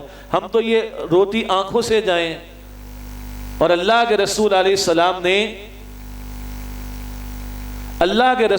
السلام نے روتی آنکھوں سے بیت اللہ کو الوداع کہا ہے۔ کیوں؟ آخر زندگی تنگ کی گئی، جان کے دشمن لوگ بنے ہیں جب آپ نے توحید کا نعرہ بلند کیا۔ آج توحید عقائد کی بحث تک محدود رہ گئی۔ توحید کا عملی تقاضا کیا ہے؟ زمین کس کی ہے تو حکم کس کا چلے؟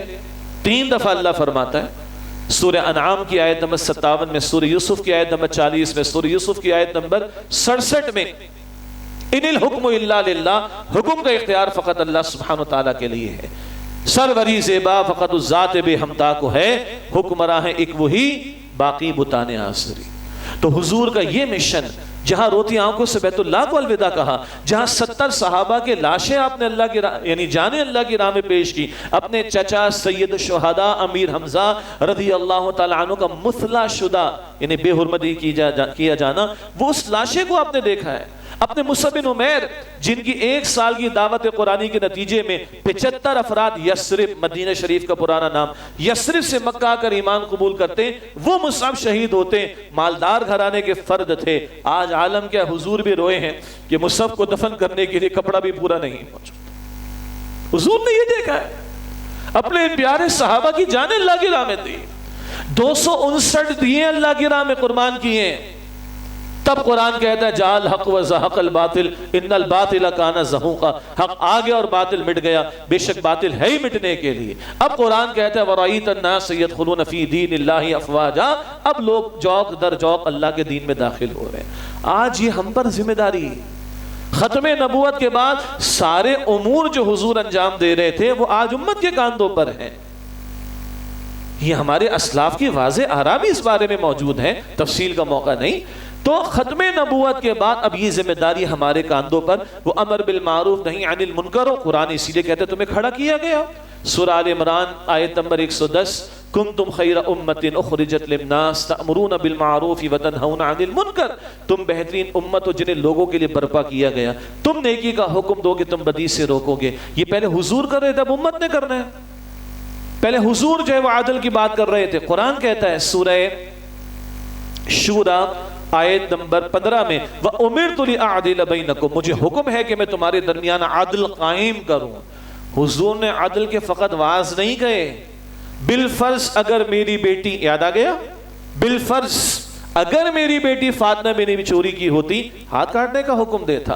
بڑے گھرانے کی ایک عورت تھی نا فاطمہ، بڑے گھرانے کی، ایگزیکیوٹ کیا جائے گا۔ پچھلی امت اس سے برباد ہوئی کہ بڑا جرم کرتا چھوڑ دیتے اور چھوٹا کرتا تو اس کو سزا دیتے۔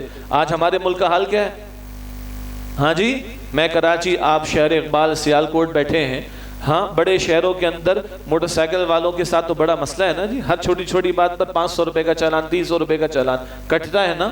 لیکن جنہوں نے 5 ارب کی ڈنڈیاں ماری، ہاں ان کو سیف پیسج ملتا ہے، ان کو ویور ملتا ہے. میں آڈٹ لائف گزار آیا ہوں, پاکستان کی لیڈنگ فرم ہے چارٹرڈ اکاؤنٹنسی کی, اے فرگوسن اینڈ کمپنی. جب ہم نے پہلا آڈٹ کیا تھا, میرا پہلا تھا NDFC کا, نام سنا ہوگا کبھی آپ نے, آخری آڈٹ تھا وہ. کیسے کیسے بگ شاٹس کو کروڑوں روپے معاف کیے گئے اس قوم کے, اتنا ظلم. بہرحال تو عرض کرنے کا مطلب یہ ہے, بعض کہیں اور نکل گئی, کہ آج یہ عدل کی بات اور اس کے نفاذ کی ذمہ داری امت کے کاندھوں پر ہے. تو حضور نے فرمایا کہ بالفرض, الحمدللہ یاد آ گیا, کہ اگر میری بیٹی فاطمہ نے بھی چوری کی ہوتی اس کے ہاتھ کاٹنے کا حکم دیتا. آج اسی عدل کو تو ہم رو رہے ہیں, اور اس عدل کے لیے ہمیں کھڑا ہونا. قرآن کہتا ہے سورہ مائدہ کی آیت نمبر 8 میں اور سورہ نساء کی آیت نمبر 135 میں کم و بیش ایک ہی الفاظ ہے, ایک مقام پر ہے, کونوا قوامین بالقسط شہداء للہ. کھڑے ہو جاؤ ایمان والو قسط کے, عدل کے قائم کرنے والے بن کر, اللہ تعالیٰ کے لیے گواہی دینے والے ہوتے ہوئے. دی میسج تو بہت سے لوگوں نے دیکھی ہوگی. ایک ڈاکیومنٹری بنی تھی, ڈاکیومنٹری امپائر آف فیتھ کے نام سے, امپائر آف فیتھ کے نام سے. وہ غیر مسلم اسکالرز کے انٹرویوز تھے رسول اللہ علیہ السلام کے بارے میں, سب غیر مسلم تھے, 18-19 کے انٹرویوز تھے. اکثر کی گفتگو کا ایک کامن جملہ یہ تھا, the beauty of the teachings of Prophet Muhammad sallallahu alaihi wasallam is the catching word justice. محمد مصطفیٰ صلی اللہ علیہ وسلم کی تعلیمات کی خوبصورت ترین بات کیا ہے؟ عدل کی بات. اور محمد صلی اللہ علیہ وسلم نے عدل کی بات فقط نہیں کی ہے, عدل کو قائم کر کے دکھایا ہے. اور آج دنیا سے سک رہی ہے. دنیا کو چھوڑے, اپنے ملک کو دیکھ لیں, جو مہنگائی کا طوفان ہے وہ تو اپنی جگہ پر ہے, مگر آپ اور ہم سب فیملیز والے ہیں. سیالکوٹ بھی بڑا شہر ہے ماشاءاللہ. آپ اور ہم نے سگنل پر جب گاڑی کھڑی کرنی ہوتی ہے, سگنل کو فالو کرتے ہوئے, بچیاں آتی ہیں بھیک مانگنے. یہ بچیاں کیا روبوٹ ہیں, مشینز ہیں, یا ہم لوگ روبوٹ ہو گئے؟ ان کو دیکھ کر آپ کو, میں بھی 4 بیٹیوں کا باپ ہوں, چھوٹی چھوٹی پیاری سی بیٹیاں ہماری, کیا ان بچیوں کو دیکھ کر ہمیں ہماری بیٹیاں یاد آتی ہیں؟ ان بچیوں کو جینے کا حق نہیں ہے کیا؟ کبھی غور کیا آپ نے؟ میں نے ایک طرف وہ ظالم, کچھ ظالم جو قوم کی بڑی دولت پر قابض ہو کر بیٹھے ہیں, یہ جاگیرداروں میں سے کچھ کی بات کر رہا ہوں. ان کے یہاں کام کرنے والے ہاری کیا انسانی سطح پر جی رہے؟ کیا خیال ہے آپ کا؟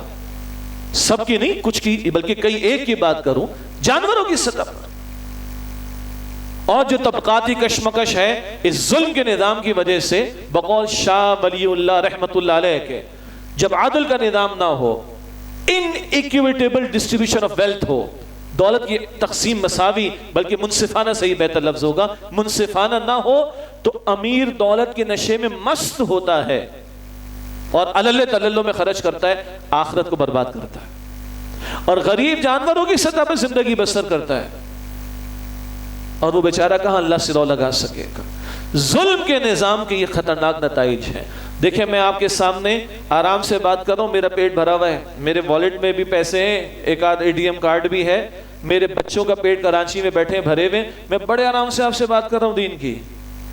اور آپ میں سے اکثر ماشاءاللہ سبھی الحمدللہ اچھے کھاتے پیتے گھرانوں کے افراد ہیں, آپ اور ہم ایک ہی پیج پر ہیں. لیکن مجھے بتائیے, جس کے گھر میں بھی اس وقت روٹی نہیں ہے, وہ یہ نارمل لائف گزار سکتا ہے؟ وہ اللہ رسول کی باتیں سن سکتا ہے؟ اس ظلم کے خاتمے کے لیے محمد آئے صلی اللہ علیہ وسلم, اور یہ غیر تسلیم کر رہے ہیں, یہ حضور کو نہ ماننے والے مان رہے ہیں. ماننے والوں کو کیا ہو گیا ہے؟ یہ اقبال کا شہر ہے. اس اقبال نے لکھا تھا قائد اعظم کو, جب قائد اعظم مسلم لیگ کے لوگوں سے مایوس ہو کر برطانیہ چلے گئے تھے. It was Iqbal who wrote the letters to Quaid Azam. اور اقبال نے کیا کہا؟ اقبال نے کہا, جہاں تک میں نے دنیا کے مسائل پر غور کیا ہے, جہاں تک میں نے دنیا کے مسائل پر غور کیا ہے, ان مسائل کا حل اسلامی شریعت کے سوا کہیں بھی نہیں. And how can we implement the Sharia of Islam unless we have our own independent land? جب تک ہمارے پاس اپنا ملک, اپنا خطہ نہیں ہوگا, کیسے نافذ کریں گے؟ ان خطوط کو آج بھی آپ پڑھ سکتے ہیں, اور ان خطوط نے موٹیویٹ کیا تھا قائد اعظم کو واپس آئے ہندوستان. اور پھر then it was Quaid Azam.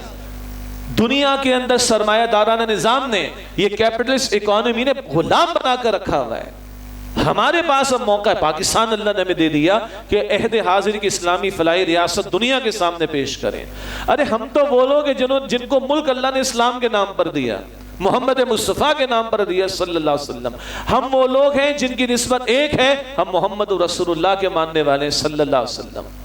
ہماری زبانیں الگ ہیں، ہمارے کھانے پینے کے سٹائل ڈیفرنٹ ہیں، ہمارا ڈریس کوڈ بھی ڈیفرنٹ ہوگا، ہمارے ڈائلیکٹس ڈیفرنٹ ہوں گے، ہم سب کو جوڑنے والی شے کیا تھی؟ لا الہ الا اللہ محمد رسول اللہ صلی اللہ علیہ وسلم۔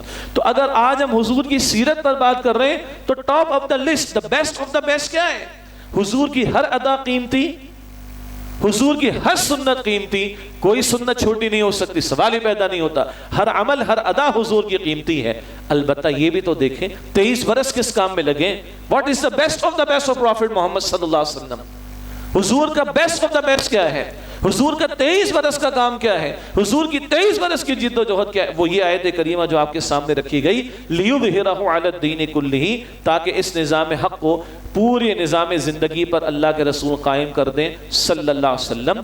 وقت فرصت ہے، کہاں کام ابھی باقی ہے، نور توحید کا اتمام ابھی باقی ہے۔ تو ملک حضور اور اسلام کے نام پر، یہ ہم جمع ہوئے حضور کے نام پر، اسلام کے اور کلمے کے نام پر، یہ امت حضور کے نام لیوا ہے صلی اللہ علیہ وسلم، اور حضور کا مشن ہے اللہ کی زمین پر اللہ کا دین غالب ہو۔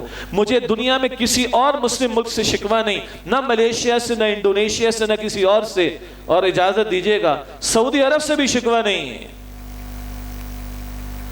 مکہ مکرمہ، مدینہ شریف ہماری جان، اور وہ مقامات طائف بھی شامل کرے جہاں حضور کے مبارک قدم گئے ہیں، سارا سعودیہ تو ہماری جان نہیں ہے، ناراض نہ ہوئیے گا۔ آفیشل نام کیا ہے؟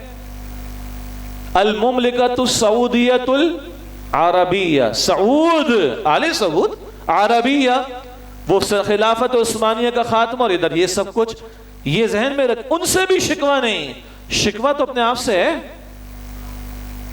ادھر اقبال نے کیا خواب دیا تھا؟ میرے باپ دادا ہجرت کر کے ہندوستان سے آئے تھے، ہم کراچی میں رہتے ہیں، ہم تو چلے ذرا ایک ایوریج مڈل کلاسر لوگ ہیں، لوگ تو اپنے کاروبار، چلتے ہوئے کاروبار، اپنی کوٹھیاں، اپنی بنگلے، جائیداد چھوڑ کر آئے تھے۔ کس لیے؟ یا اللہ تیری زمین مل جائے ہمیں جہاں تیرا نام لے، تیرے رسول کا نام لے صلی اللہ علیہ وسلم، تیری دی ہوئی شریعت کو قائم اور نافذ کریں، تاکہ دنیا کے سامنے نمونہ پیش کر سکیں اور واقعتاً محمد مصطفیٰ کے سچے امتی بن سکے صلی اللہ علیہ وسلم۔ یہ ہے حضور کا بیسٹ آف دا بیسٹ، اور یہ آج ہمارے کاندھوں پر ہے، اور اس ملک کے رہنے والوں کے کاندھوں پر ساری امت کا قرض ہے کہ اس نے نام لیا، اس نے نام رکھا اسلامی جمہوریہ پاکستان۔ قرض ہم پر ہے، فرض ہمارا ہے، باقیوں سے کیا شکوہ کریں؟ شکوہ تو ہمیں اپنے آپ سے کرنا چاہیے۔ آخر میں آپ کو دو باتیں عرض کر کے، ایک حدیث مبارک بشارت کے لیے، اور تنظیم اسلامی کیا کر رہی وہ مختصر آپ کے سامنے بات رکھ کے اجازت چاہیں گے انشاءاللہ، ایک دو اعلانات اور دعا بھی کر لیں گے آخر میں۔ اللہ کے پیارے رسول علیہ السلام نے اپنی ایک خواہش اور تمنا کا اظہار کیا اپنے پیارے صحابہ کرام کے سامنے۔ مصنف ابن ابی شیبہ اولین دور کی کتابوں میں سے کتاب ہے، اس میں بھی روایت ہمیں مل جاتی ہے، حضور کا یہ قول نقل ہوا کہ یا لیتنی لقیت اخوانی، اے کاش میری ملاقات میرے بھائیوں سے ہو جائے، اے کاش میری ملاقات میرے بھائیوں سے ہو جائے۔ یہ صحابہ موجود ہے سامنے، عرض کرتے ہیں یا رسول اللہ السنا اخوانک، کیا ہم آپ کے بھائی نہیں بھلا؟ تو ایک اور انداز سے حضور نے فرمایا تم تو میرے اصحاب ہو، لیکن خواہش کس سے ملنے کی ہے؟ وَلَٰكِنْ قَوْمِي أُجِيئُونَ مِن بَعْدِكُمْ، میں ان سے ملنا چاہتا ہوں جو تمہارے بعد آئیں گے۔ یؤمنون بی ایمانکم، اے میرے صحابہ مجھ پر ایمان لائیں گے جیسے تم ایمان لائے ہو۔ اچھا، اپنی ایک قدر اور بھی ہم یاد رکھیں، ایک اور حدیث تفصیل ہو جائے گی۔ حضور نے فرمایا کہ خوبصورت ایمان کس کا؟ تو صحابہ نے فرشتوں کا کہا، انبیاء کا کہا، اپنا کہا۔ حضور نے کہا تم تو مجھے دیکھ کر ایمان لائے ہو نا، تم افضل ہو، لیکن خوبصورت ایمان کس کا؟ میرے صحابہ ان کا ہوگا جن کو دو گتوں کے بیچ قرآن ملے، دو گتوں میں کتابی شکل میں، اور وہ مانیں گے یہ محمد رسول اللہ نازل، ان کا ایمان خوبصورت ہوگا۔ ایسے بھی گئے گزرے نہیں ہم لوگ، سعادت مند بننا چاہیں وہ مجھے ایک میڈیا کا ایک واقعہ یاد آ گیا، میں شیئر کرتا ہوں اس کے بعد آپ سے انشاءاللہ، اس میں ترغیب ہے۔ تو دو گتوں کے بیچ ملے گا، وہ خوبصورت ایمان ان کا ہوگا۔ خیر اس حدیث میں کیا ہے، اے میرے صحابہ ان سے میں ملنا چاہتا ہوں جو تمہارے بعد آئیں گے، مجھ پر ایمان لائیں گے جیسے تم ایمان لائے، وَيُصَدِّقُونِ تَصْدِيقَكُمْ، اور میری تصدیق کریں گے جیسے تم نے میری تصدیق کی، وَيَنْصُرُونِ نَصَرَكُمْ، اور میری مدد کریں گے اے میرے صحابہ جیسے تم نے میری مدد کی ہے۔ کون سی مدد؟ کس کام میں مدد؟ اللہ کے دین کو پھیلانے میں، اللہ کے دین کے نفاذ میں، اللہ کے دین کی اقامت میں، اللہ کے دین کے غلبے میں میری نصرت و مدد۔ جو یہ کریں گے، یا لیتنی لقیت اخوانی، اے کاش میری ملاقات میرے بھائیوں سے ہو جائے۔ ہم حضور کے دیدار کے تمنا رکھنے والے، شفاعت کے طلبگار ہیں، دعا بھی کرتے ہیں۔ ارے حضور ہم سے ملنا چاہتے، شرط کیا آئی ہے؟ ایمان، تصدیق اور حضور کے مشن میں شریک ہونا۔ ایک میڈیا پرسن ہے وسیم بادامی، آپ لوگ جانتے ہیں، کچھ پروگرامز ہم نے بھی کیے۔ اس دور میں جب جنید جمشید مرحوم زندہ تھے تو ربیع الاول کے مہینے کا کوئی پروگرام تھا، یہ دونوں بھی تھے، مجھے بھی انوائٹ کیا تھا۔ تو وسیم بادامی کہتا ہے بھائی شجاع بھائی کیا اچھی بات ہوتی کہ ہم حضور کے دور میں ہوتے۔ اس پہ لوگوں نے اشعار بھی کہیں، کئی لوگوں نے کہیں، ایون جن کو سیکولر کہا جاتا انہوں نے بھی کہیں، دل سے کہیں، ان اشعار کی ہم قدر کرتے ہیں۔ تو دل میں ایک بات ہے، میں نے کہا بھائی مسئلہ یہ ہے، یہ سارے فیصلے اللہ کے ہیں کہ کس کو کس وقت اور کس دور میں پیدا کرنا ہے۔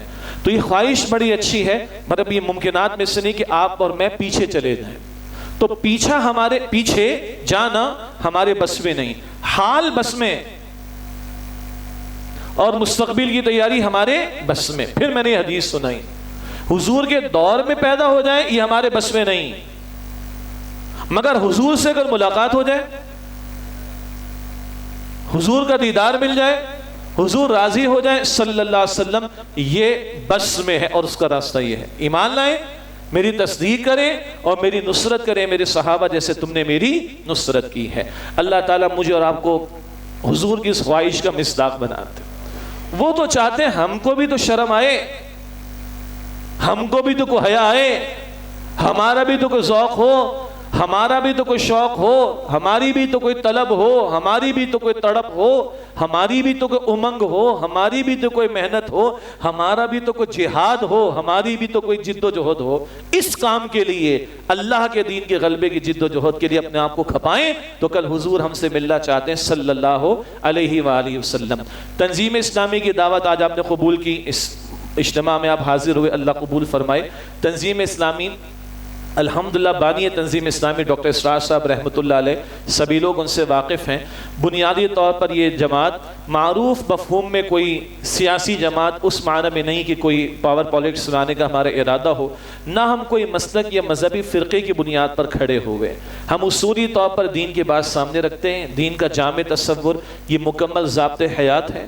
قرآن حکیم کے ذریعے دعوت، قرآن حکیم کے ذریعے تربیت، دین کا ایک وسیع تر تصور سامنے آئے، ہم پر ہماری دینی ذمہ داریاں واضح ہوں، خود بھی اللہ کا بندہ بننا ہے اور نبی اکرم علیہ السلام کا نمائندہ بننا ہے، اور ان کی نمائندگی کرتے ہوئے دین کی دعوت اور دین کو قائم کرنے کی جد و جہد کرنی ہے۔ اس کے لیے جماعت بنی ہے اور بیعت کی بنیاد پر بنی ہے کہ قرآن بتاتا ہے، سنت رسول سے پتہ چلتا ہے، امت کی 14 صدیوں کی تاریخ سے پتہ چلتا ہے کہ بیعت کے ہی ذریعے جماعت بنتی ہے۔ اسی بنیاد پر یہ جماعت قائم ہے، اسی کی دعوت آپ کے سامنے بھی ہے، آپ نے دعوت ہماری قبول کی۔ ایک دو کتابچے آپ کو تحفتاً پیش کیے گئے، ان کا ضرور مطالعہ کیجئے گا اور ہمارے جو تنظیم کے رفقا ہیں ان سے رابطہ رکھیے گا۔ اللہ تعالی ہم سب کو نبی مکرم علیہ السلام کی سچی محبت، عقیدت، ادب، احترام، تعلق کی مضبوطی، حضور کی اطاعت، حضور کی اتباع اور حضور کی نصرت اور ان کے مشن میں شریک ہونے کی توفیق عطا فرمائے، آمین یا رب العالمین۔ وآخر دعوانا ان الحمدللہ رب العالمین۔ صرف 20 سیکنڈ دیجئے گا، اگر کچھ اعلانات ہو تو وہ اعلانات ہو جائیں گے اور پھر انشاءاللہ دعا کا اہتمام ہوگا۔ جی دعا کر لیں، اچھا جی خلوص سے دل کے ساتھ دعا کا اہتمام کر لیجئے۔ بسم اللہ الرحمن الرحیم، یا ذا الجلال والاکرام یا ارحم الراحمین یا رب السماوات والارض یا مالک الملوک یا احکم الحاکمین اللهم صل على محمد وعلى آل محمد وبارك وسلم ربنا تقبل منا إنك أنت السميع العليم وتب علينا إنك أنت التواب الرحيم ربنا لا تزغ قلوبنا بعد إذ هديتنا وهب لنا من لدنك رحمة إنك أنت الوهاب. یا اللہ اپنے فضل و کرم سے اس وقت کا ہمارا جمع ہونا اپنی بارگاہ میں قبول فرما، اور اللہ اس محفل کو، اس مجلس کو سجانے میں اور اس کا اہتمام کرنے میں ہمارے جتنے رفقائے تنظیم اور دیگر ساتھیوں نے محنت کی ہے، اے اللہ ان سب کو اجر عظیم عطا فرما. اے اللہ حاضرین کا یہاں آنا اپنی قبول فرما. یا اللہ ہم سب کی، ہمارے ماں باپ کی، ہمارے گھر والوں کی، ہمارے اساتذہ کی اور تمام مسلمانوں کی مغفرت فرما. اے اللہ اپنے فضل و کرم سے ہمارے صغیرہ کبیرہ تمام گناہوں کو بخش دے.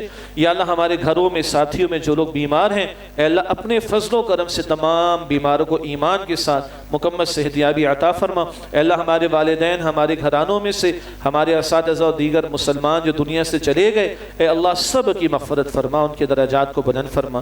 یا اللہ نبی مکرم صلی اللہ علیہ وسلم کی سچی محبت نصیب فرما، ان سے واقعتاً سچی نسبت نصیب فرما. اے اللہ ان کے ادب اور احترام کی توفیق دے، ان کی اطاعت اور اتباع کی توفیق دے. اے اللہ ان کی نصرت کی توفیق دے. اور اے اللہ واقعتاً جس طرح انہوں نے تیرے دین کی محنت فرمائی، اس محنت میں ہمیں بھی، ہمارے گھرانوں کو، ہم سب کو، ہماری نسلوں کو، ہمارے وسائل کو، ہماری اولاد کو، ہماری صلاحیتوں کو اے اللہ شامل فرما دے اور قبول فرما لے. اے اللہ اسلام و مسلمانوں کو عزت و نصرت و غلبہ عطا فرما. اے اللہ ہم سب کو اسلام پر زندہ رکھ، ہمیں ایمان پر خاتمہ نصیب فرما. اے اللہ ہماری مشکلات کو اپنے فضل سے آسان فرما دے. اے اللہ اپنا ہی محتاج بنا. اے اللہ محتاجوں کی محتاجی سے محفوظ فرما. اے اللہ ہم سب کو جہنم کی آگ سے بچا لے. یا اللہ روز قیامت نبی اکرم صلی اللہ علیہ وسلم کا دیدار اور ان کی شفاعت نصیب فرما. اے اللہ ہم سب کو جنت الفردوس عطا فرما. یا اللہ اپنا دیدار نصیب فرما. اے اللہ ہم سب سے راضی ہو جا. یا اللہ ہم سب سے راضی ہو جا. یا اللہ ہم سب سے راضی ہو جا. صلی اللہ علی النبی الکریم وعلی آلہ واصحابہ اجمعین. آمین برحمتک یا ارحم الراحمین. جزاکم اللہ خیر. اس ادارے کے لیے بھی دعا کیجئے. حافظ ذوالفقار صاحب نے جو محفل سجائی، اللہ ان کو بھی اجر عظیم عطا فرمائے. آپ سب کا بھی بہت شکریہ. السلام علیکم ورحمۃ اللہ وبرکاتہ.